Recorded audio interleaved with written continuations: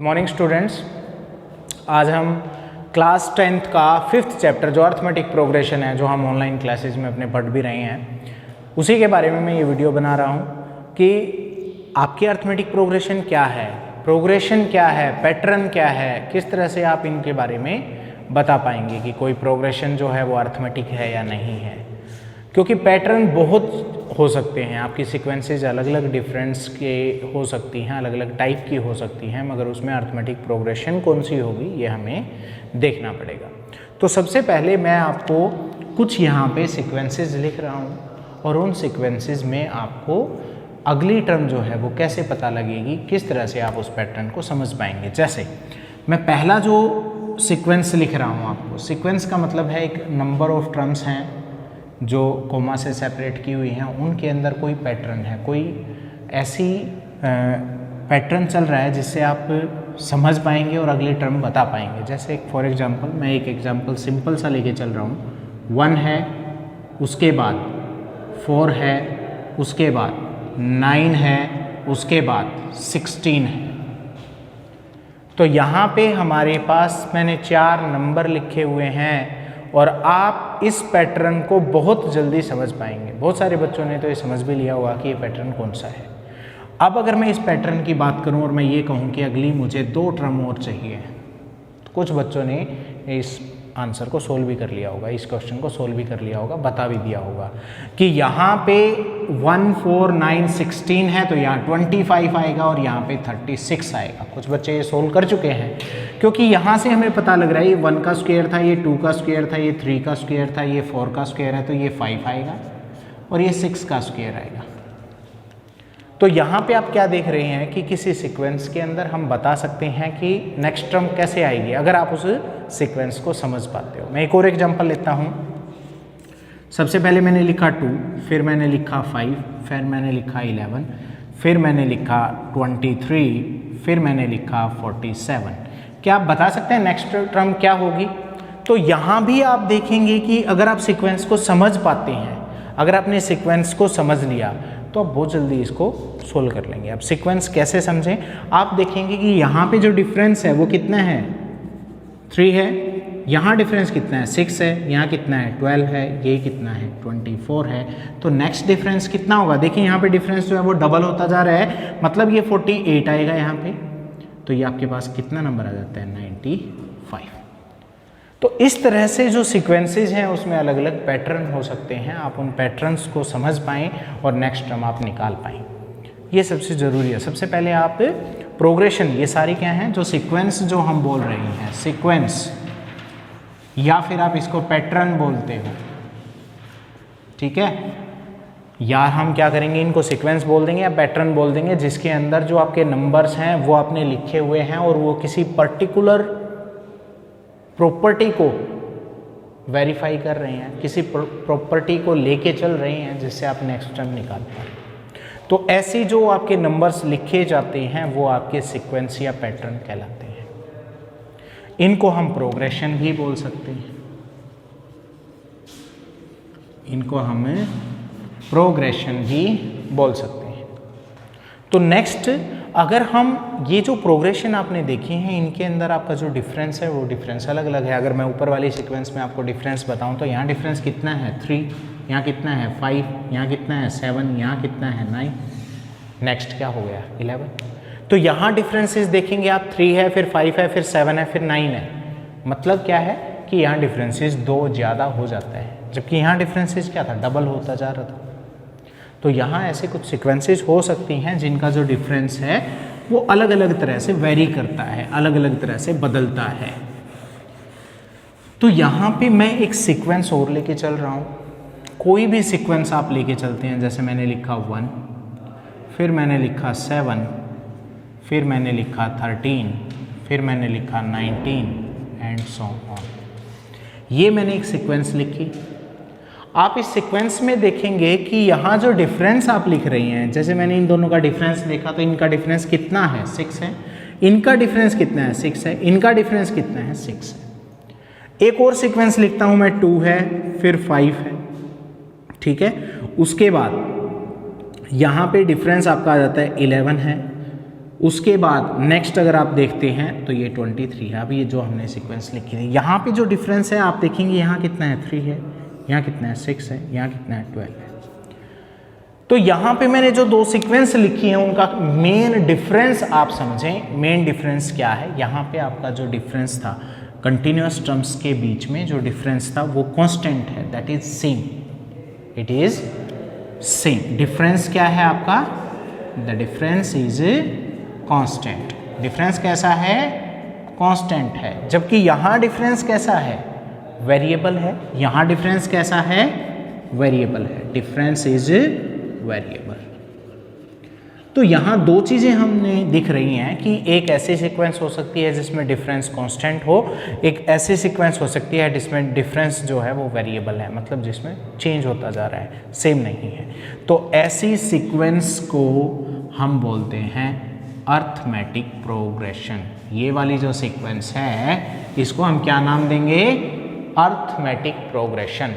जबकि जो ये वाली सीक्वेंस है ये आपकी सिंपल सीक्वेंस है या प्रोग्रेशन है जिसके अंदर आपका डिफरेंस कैसा है, वेरिएबल है।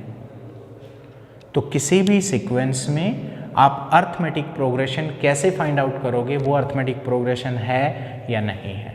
तो आपको क्या देखना है कि जितनी भी आपकी सीक्वेंस के अंदर टर्म्स दी हुई हैं, कंसेक्यूटिव टर्म्स, उनका आप डिफरेंस देखेंगे। अगर डिफरेंस आपका कांस्टेंट आ जाए तो आपकी सीक्वेंस जो होगी वो अर्थमेटिक प्रोग्रेशन होगी। अब मैं कुछ टर्म्स जो आप यूज करते हैं अर्थमेटिक प्रोग्रेशन में, मैं उन टर्म्स के बारे में डिस्कस करता हूँ। जैसे मैं यही एग्जांपल लेके चल रहा हूँ बेटा, अगर ये मैं एग्जांपल लेके चल रहा हूँ तो इसके अंदर जो आपने लिखा है इस प्रोग्रेशन के अंदर, चलो मैं दोबारा से लिखता हूँ, जो आपकी अर्थमेटिक प्रोग्रेशन है उसके अंदर जो आप टर्म लिखते हैं, जैसे मैंने लिखा 4, फिर मैंने लिखा 8, फिर मैंने लिखा 12, फिर मैंने लिखा 16 एंड सो ऑन, ऐसे चलता जा रहा है। इस सीक्वेंस के अंदर ये कौन सी टर्म है, तो ये आपकी होती है पहली टर्म और हम इसे बोलते हैं फर्स्ट टर्म। हम क्या नाम देते हैं इसे, फर्स्ट टर्म। फर्स्ट टर्म जो है कितनी है फर्स्ट टर्म, तो फर्स्ट टर्म आपकी 4 है। और रिप्रेजेंट कैसे करते हैं इसे हम a से रिप्रेजेंट करते हैं। एक जर्नल एक्सप्रेशन के अंदर, एक जर्नल सीक्वेंस के अंदर फर्स्ट टर्म को स्मॉल a से रिप्रेजेंट किया जाता है। उसके बाद आपने देखा यहाँ डिफरेंस जो है, जो आप डिफरेंस चेक कर रहे हैं वो डिफरेंस हर जगह 4 है। तो डिफरेंस जो होगा, डिफरेंस को हम नॉर्मली d से रिप्रेजेंट करते हैं और यहाँ पे डिफरेंस कितना आया है आपका 4। जब आपकी अर्थमेटिक प्रोग्रेशन है मतलब जो डिफरेंस है वो आपका कॉमन है, सेम है, इक्वल आ रहा है, तो इसको नाम दिया जाता है कॉमन डिफरेंस। किसी भी अर्थमेटिक प्रोग्रेशन की पहली जो आपकी टर्म होगी, पहला जो नंबर होगा वो फर्स्ट टर्म कहलाएगा, उसको हम स्मॉल a से रिप्रेजेंट करेंगे। जो इनका डिफरेंस है, कांस्टेंट डिफरेंस है, उसको हम कॉमन डिफरेंस के नाम से बताते हैं। अब हम जनरलाइज्ड फॉर्म अगर लिखें कि किसी भी अर्थमेटिक प्रोग्रेशन को जनरली हम किस तरह से दिखाते हैं। अब जनरली दिखाने के लिए आप फर्स्ट टर्म को क्या बोल रहे हो, a बोल रहे हो। फर्स्ट टर्म को किससे रिप्रेजेंट कर रहे हैं, a से रिप्रेजेंट कर रहे हैं। तो सेकंड टर्म जो है वो कैसे आएगी, तो वो देखें जरा एक बार। तो यहाँ पे फर्स्ट टर्म और कॉमन डिफरेंस हमने देखा कि किसी भी सीक्वेंस की पहली जो टर्म होगी उसको हम फर्स्ट टर्म बोलते हैं और जो कांस्टेंट डिफरेंस होगा उसे हम कॉमन डिफरेंस बोलेंगे।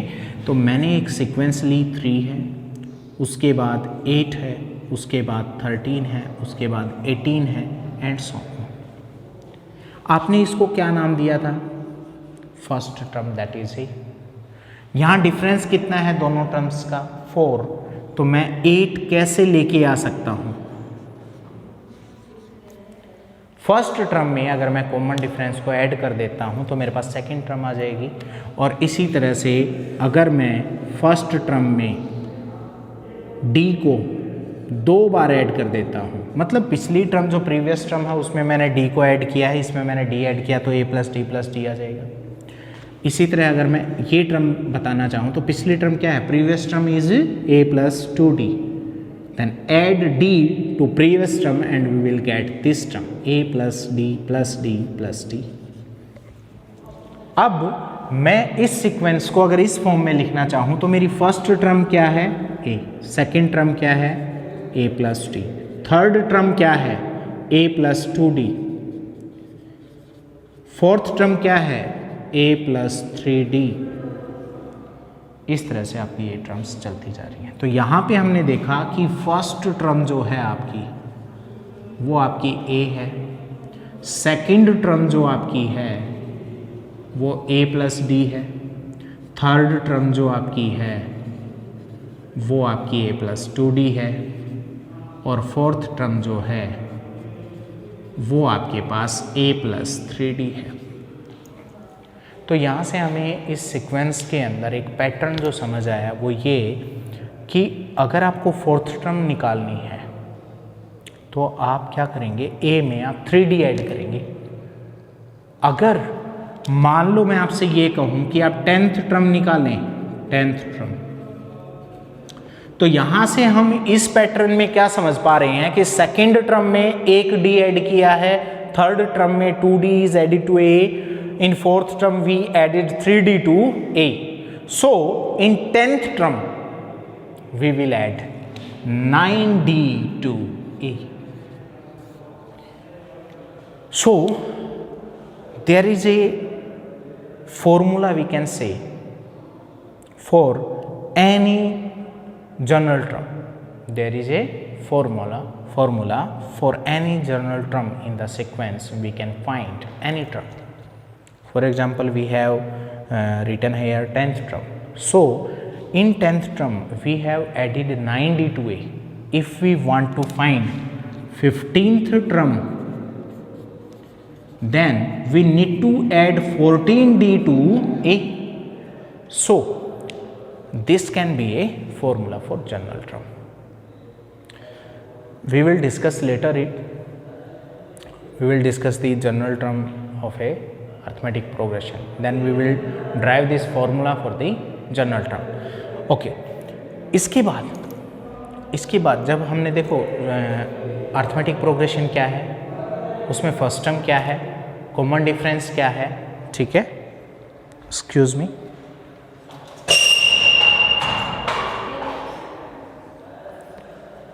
तो इसके अंदर हमने अर्थमेटिक प्रोग्रेशन जो देखी उसमें टर्म्स को हम किस तरह से रिप्रेजेंट करते हैं in the form of first term and common difference.